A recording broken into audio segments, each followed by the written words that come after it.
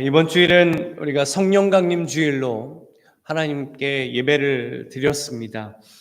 그래서 성령 충만함을 받은 성도와 교회에게 어떤 일이 일어나는가에 대한 말씀을 나누었죠.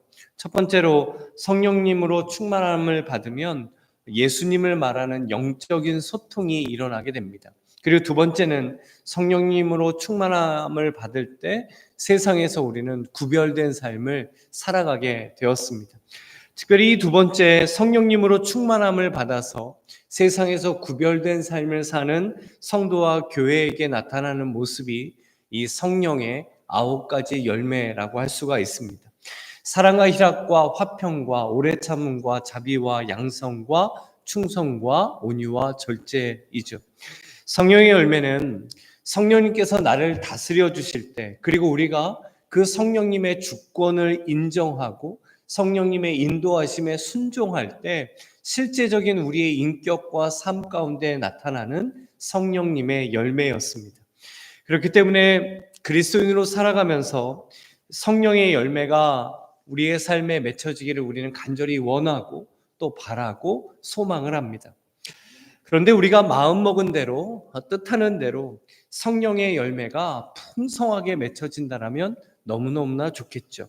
그런데 살아가면서 우리는 성령의 열매가 잘 맺혀지는 것이 참 어렵구나라고 느껴질 때가 많이 있습니다. 왜냐하면 우리의 삶 가운데는 성령의 열매를 맺기 위해서 끊임없이 치루어야 하는 영적인 싸움, 영적인 전투가 있기 때문입니다.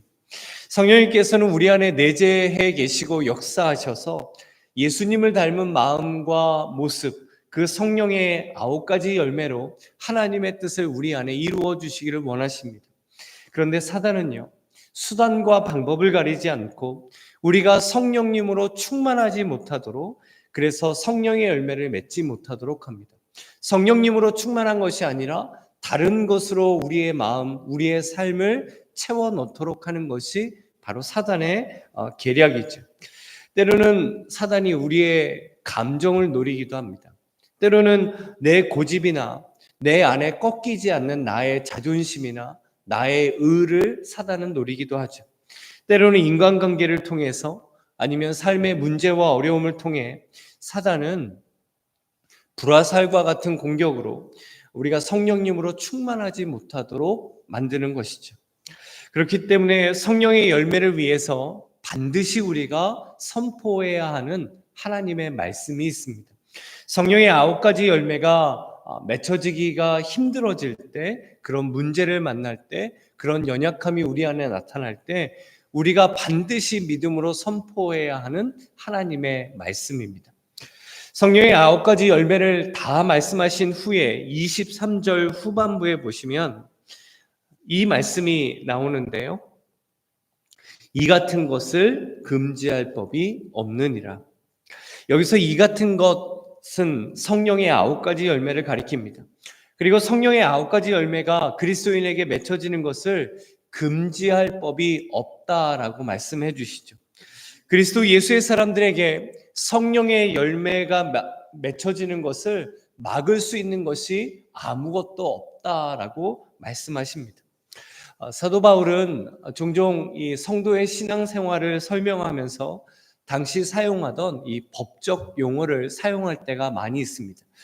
특별히 오늘 23절에 나오는 이 같은 것을 금지할 법이 없느니라, 이 말씀을 우리가 깨닫기 위해서는 꼭 함께 보아야 할 말씀이 있습니다. 로마서 8장 1절과 2절 말씀인데요. 그러므로 이제 그리스도 예수 안에 있는 자에게는 결코 정죄함이 없나니 이는 그리스도 예수 안에 있는 생명의 성령의 법이 죄와 사망의 법에서 너를 해방하였음이라. 아멘. 구원을 받기 이전에 우리는 죄와 사망의 법 아래 살았습니다. 그러나 예수 그리스도를 통해 성도는 생명의 성령의 법으로 살게 되었다라고 선언해 주시는 말씀이죠. 이 말씀은 죄와 사망을 따르는 법을 따라 살던 우리가 예수 그리스도를 통하여 그 십자가의 공로와 은혜를 통하여 생명의 법, 성령의 법을 따라 사는 존재가 되었다라고 말씀해 주신 것입니다. 모든 국민들은 자신들의 국적이 있는 나라의 법을 따라 또 그 법 아래 살아갑니다. 그래서 법을 지켜야 하는 책임도 있지만 법의 보호를 받으며 살아가는 것이죠. 그렇게 법을 어떻게 만들고 시행하느냐, 이것은 참 중요한 문제입니다. 그런데 만약 법이 됐다라면 국민들이 실제로 피해를 보고 국민들이 고통을 당하게 되죠. 우리나라 역사에도 이 악법이라고 평가받는 그런 법들이 많았습니다. 대표적으로 조선시대에 부모가 노비이면 그 자식도 노비가 되는 노비종모법이라는 것이 있었습니다.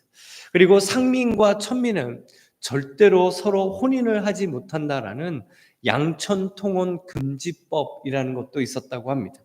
그래서 만약 이 법을 어기게 되면 아무리 사랑을 해서 같이 사는 사이라고 해도 헤어져야 했고, 또 이것이 들통이 나게 되면 실제로 죽임을 당하는 일들도 일어났다라고 합니다. 미국의 역사에도 대표적인 악법이 있었죠. 바로 노예법이었습니다. 이런 악법들이 등장할 때마다 나오는 유명한 말이 있는데요. 이 소크라테스가 말했다고 하는 악법도 법이다라는 말입니다. 그래서 아무리 잘못된 법이다 할지라도 그 법을 지켜야 한다라는 의미로 많이 사용이 되죠. 하지만 실제로 이 소크라테스는 이 말을 하지 않았다라고 합니다. 이 소크라테스가 악법도 법이다라고 했다는 이 말은 한국에서만 이게 사용이 된다라고 하는데요. 그 이유가 1930년대에 기록된 일본의 한 법률가가 쓴 책에서 잘못 해석이 되면서 우리나라에 들어와서 퍼지게 된 말이라고 합니다. 그러니까 실제로 소크라테스가 이런 말을 한 적이 없다라는 것이죠. 우리가 어떤 법 아래 살아가느냐, 이것은 실제적인 생활과 아주 밀접한 관계가 있습니다. 바울 당시 이스라엘은 로마의 식민지였죠. 유대인들은 당연히 로마의 법을 따르며 살아야 했습니다. 그렇다고 해서 로마인들과 동일한 법을 가지고 법의 적용을 받으며 사는 것은 아니었죠. 로마인과 다른 식민지의 사람들은 전혀 다른 법의 해석과 처벌과 판결이 이루어졌습니다. 하나님께서는 예수 그리스도를 통하여 우리를 생명의 성령의 법을 통해서 기존에 있던 죄와 사망의 법에서 해방하게 하셨습니다.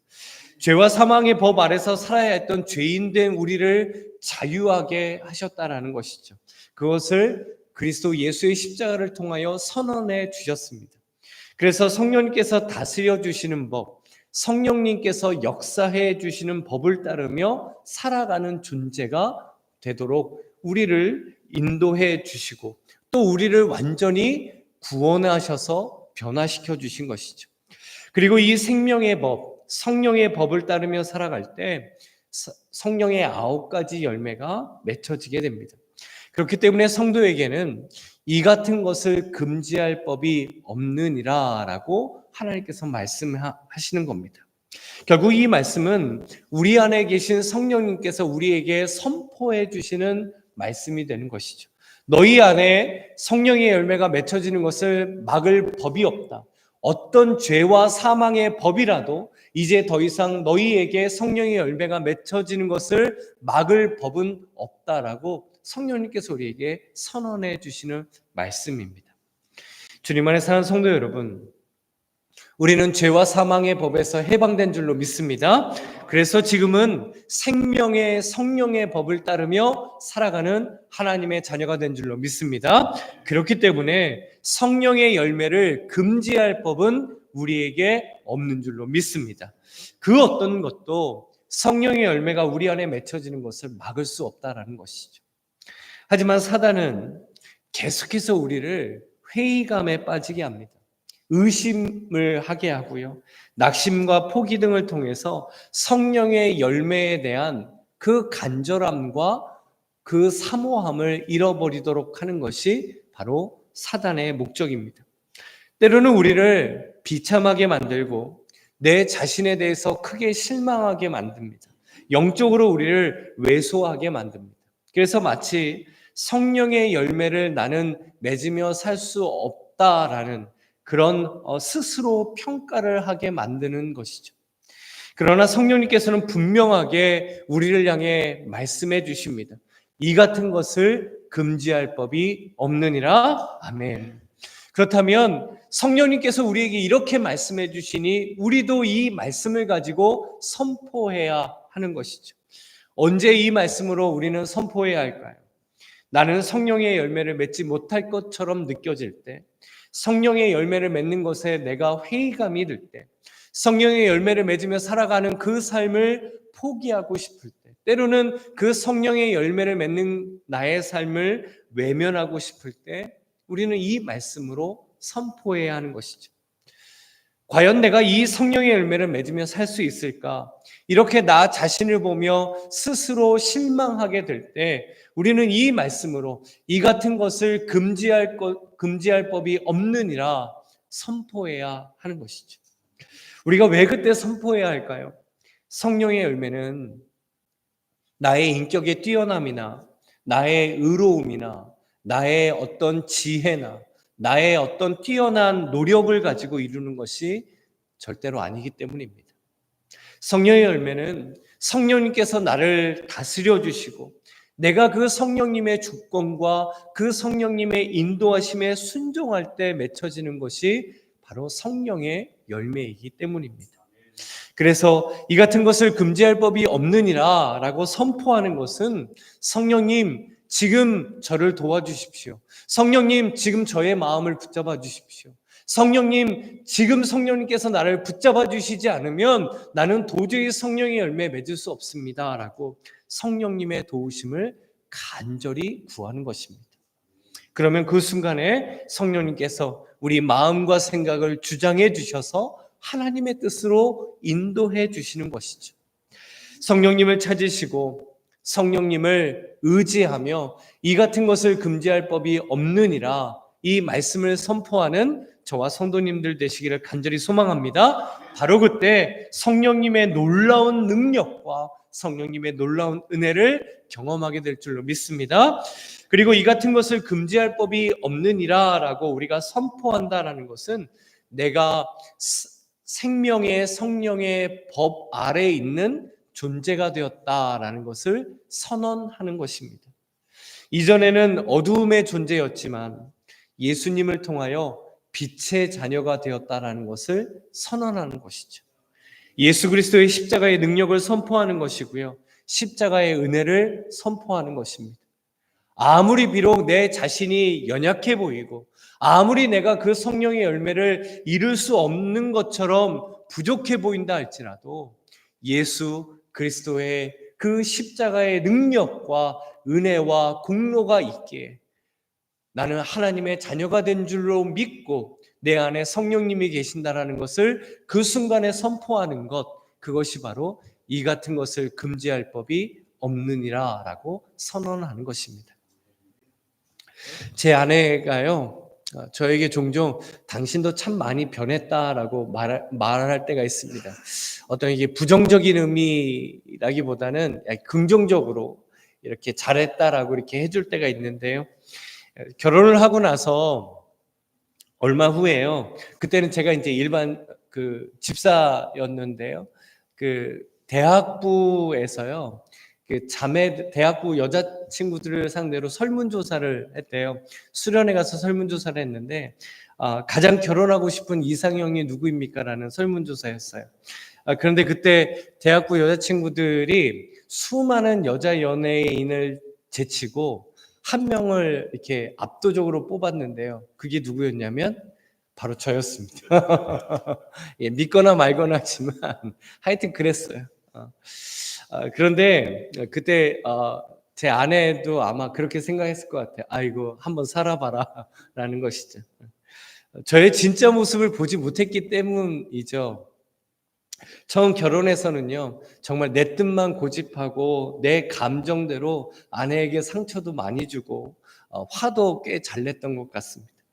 아내에게 지지 않으려고 그깟 자존심이 뭐라고 끝까지 아내와 대립각을 세울 때가 너무너무 많았죠.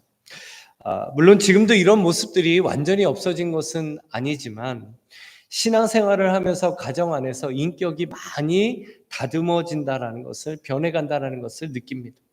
왜냐하면 성령님께서 저의 모난 것들, 성령님께서 저의 연약한 것들을 다스려 주시고 또 인도해 주셔서 성령의 열매를 소망하게 하시고 또 그 성령님의 인도하심을 따라가도록 원하는 마음을 주시기 때문입니다.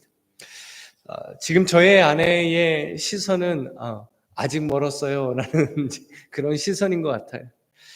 언제부턴가 정확히 기억이 나지는 않는데요, 저에게 정말 성령의 열매가 잘 맺혀지지 못하는 것 같을 때, 정말 성령의 열매를 맺고 싶은데 내 삶이 너무 부족할 때, 내 자신에게 너무나 실망할 때 이 같은 것을 금지할 법이 없느니라 이 말씀을 선언하고 있습니다.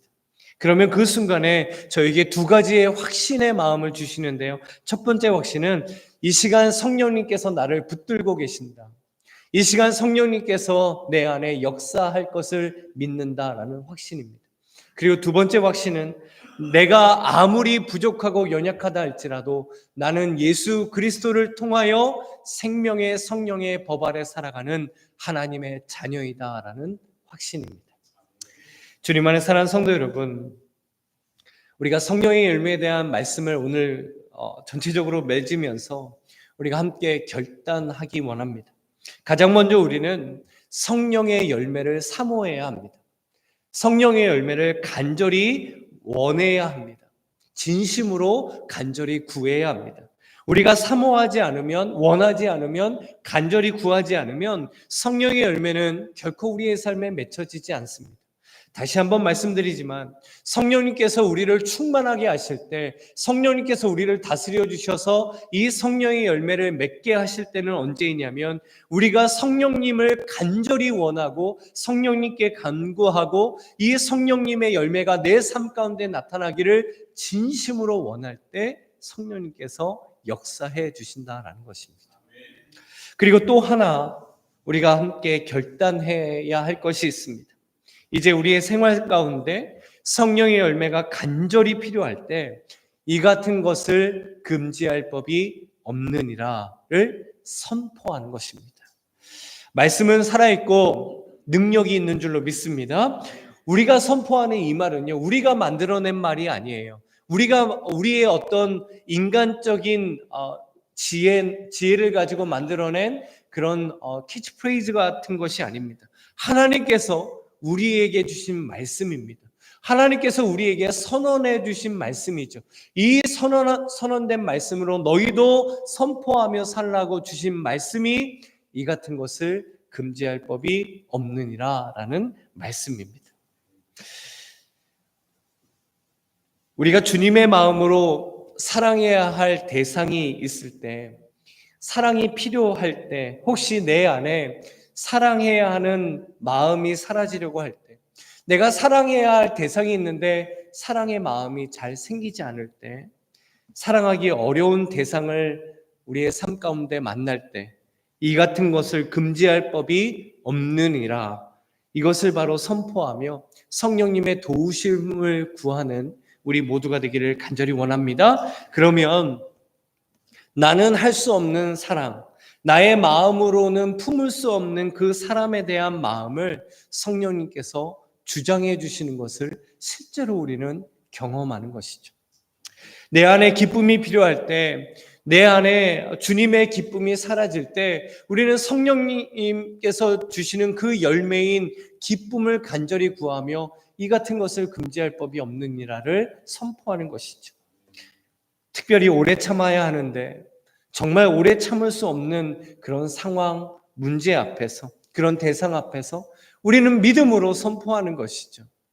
내 인격이나 내 참을성으로 선포하는 것이 아니라, 내 어떤 의지를 가지고 선포하는 것이 아니라 바로 성령님을 구하며 성령님의 도우심을 간절히 원하며 이 같은 것을 금지할 법이 없느니라를 선포하는 것입니다.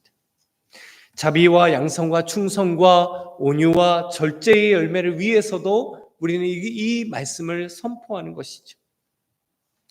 주 안에 사랑하는 성도 여러분, 가정에서도 일터에서도 교회에서도 어디에서나 언제나 무엇이든 우리가 성령님의 도우심을 구하며 이 같은 것을 금지할 법이 없느니라를 선포하는 저와 성도님들 되시기를 간절히 소망합니다. 우리 안에 성령의 열매가 맺혀지게 하는 것을 금지할 것이 없는 줄로 믿습니다. 그러니 이 믿음의 말씀을 선포하면 반드시 성령님께서 역사하십니다. 반드시 성령님께서 우리의 삶을 통하여 성령의 열매를 맺게 하실 줄로 믿습니다. 그래서 이 말씀을 선포하면서 우리가 성령님을 구하고 성령님의 은혜를 사모하는 것이 바로 성령님 안에 사는 것입니다. 우리 본문 25절을 다시 한번 읽어 보겠습니다. 우리 25절 함께 읽죠. 만일 우리가 성령으로 살면 또한 성령으로 행할지니 아멘. 주일 설교에서도 말씀드렸지만 이 성령을 성령님으로 바꿔 읽어보면 그 은혜가 더 분명하게 전해집니다. 만일 우리가 성령님으로 살면 또한 성령님으로 행할지니 아멘. 성령의 열매를 맺는 그리스도 예수의 사람들은 성령님으로 사는 것이고 성령님을 통하여 행하는 사람들이 되는 것입니다. 그리고 우리에게 주시는 이 성령님의 은혜와 능력을 금지할 법은 그 어떤 것도 없는 줄로 믿습니다.